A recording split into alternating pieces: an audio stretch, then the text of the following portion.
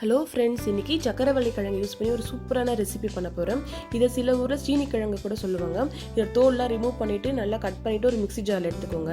அதில் கொஞ்சமாக தேங்காவும் ஆட் பண்ணி நல்லா அரைச்சி எடுத்துக்கோங்க.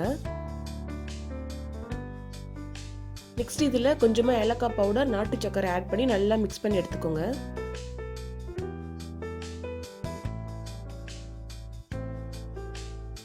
நல்லா மிக்ஸ் பண்ணிவிட்டு தனியாக எடுத்து வச்சுக்கோங்க. நெக்ஸ்ட் ஒரு பவுலில் அரிசி மாவு, கொஞ்சமாக சால்ட் ஆட் பண்ணி நல்லா மிக்ஸ் பண்ணிவிட்டு தண்ணி ஆட் பண்ணி நல்லா மிக்ஸ் பண்ணிக்கோங்க.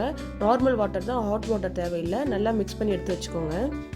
நெக்ஸ்ட்டு குழியாக இருக்க மாதிரி ஒரு பிளேட் எடுத்துக்கோங்க. அதில் கொஞ்சமாக கீ விட்டு அப்ளை பண்ணிக்கோங்க.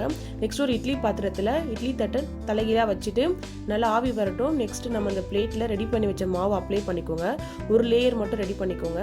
அந்த இட்லி பாத்திரம் வச்சுட்டு ஒரு 2 மினிட்ஸ் விட்டுருங்க. 2 மினிட்ஸில் ஃபஸ்ட்டு லேயர் ரெடி ஆயிரும். நெக்ஸ்ட் நம்ம ரெடி பண்ணி வச்ச சக்கரவள்ளி கிழங்கு அப்ளை பண்ணிக்கோங்க. இப்போ ஈஸியாக இருக்கும்.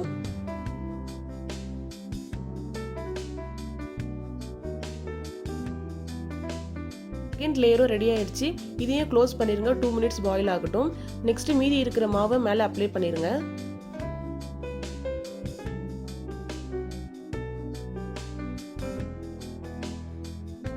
நல்லா அப்ளை பண்ணிவிட்டு க்ளோஸ் பண்ணிடுங்க. ஒரு 15 மினிட்ஸ் ஸ்டீம்லேயே இருக்கட்டும். பாருங்கள் இவ்வளோ சூப்பராக பாயில் ஆயிடுச்சு. இப்போ எடுத்துருங்க வெளியே. நெக்ஸ்ட்டு ஒரு கத்தி வச்சு உங்களுக்கு பிடிச்ச ஷேப்பில் கட் பண்ணிக்கோங்க. பாருங்கள் எவ்வளோ சூப்பராக இருக்குது பாருங்கள். பாருங்கள் எவ்வளோ ஈஸியாக கட் பண்ண வருதுன்னு. பிளேட்டில் வந்து கொஞ்சம் கூட ஒட்டாது, சூப்பராக இருக்கும்.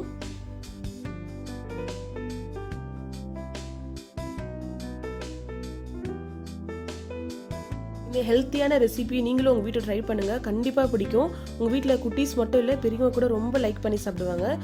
வீடியோ பிடிச்சிருந்தா லைக் பண்ணுங்கள், ஷேர் பண்ணுங்கள்.